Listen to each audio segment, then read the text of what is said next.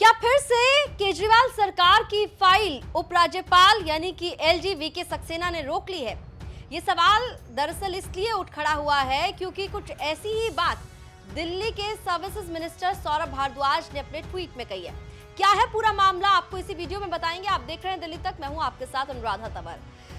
11 तारीख को supreme court के जजमेंट के बाद जब सुप्रीम कोर्ट ने कह दिया था कि दिल्ली सरकार के पास ये अधिकार है कि वो अधिकारियों का पोस्टिंग और ट्रांसफर कर सकती है, और उसी दिन 11 तारीख को ही सबसे पहला एक्शन दिल्ली सरकार की ओर से सेवा सचिव आशीष मोरे पर दिखाई दिया और आशीष मोरे का ट्रांसफर जो है वो करने का ऐलान सरकार की ओर से हो गया था।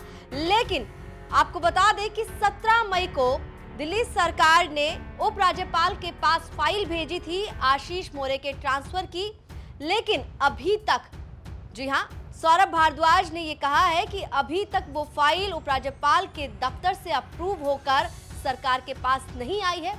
आपको बता दें कि सुप्रीम कोर्ट के ऑर्डर में ये साफ कहा गया है कि उपराज्यपाल दिल्ली की चुनी हुई सरकार की सलाह मानने के लिए बाध्य हैं। लेकिन अब आपको बताते हैं कि सौरभ भारद्वाज ने अपने ट्वीट में दरअसल कहा क्या है। सौरभ भारद्वाज ने अपने ट्वीट में लिखा कि सेवा सचिव को बदलने के लिए सरकार ने कल शाम माननीय एलजी को फाइल भेजी।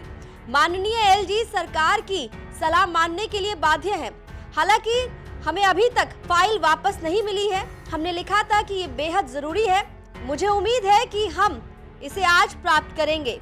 आशीष मोरे के ट्रांसफर की फाइल दिल्ली सरकार की ओर से 17 मई की शाम को भेजी गई थी।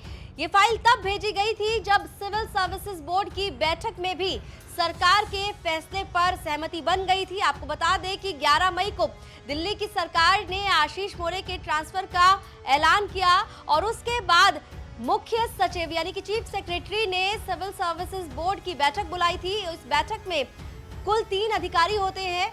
मुख्य सचिव के अलावा 2 और सीनियर आईएएस ऑफिसर इस बैठक में शामिल होते हैं, और इस बैठक में भी सरकार के फैसले पर असहमति नहीं जताई गई थी, जिसके बाद आशीष मोरे के ट्रांसफर की फाइल सरकार की ओर से उपराज्यपाल के पास भेजी गई थी।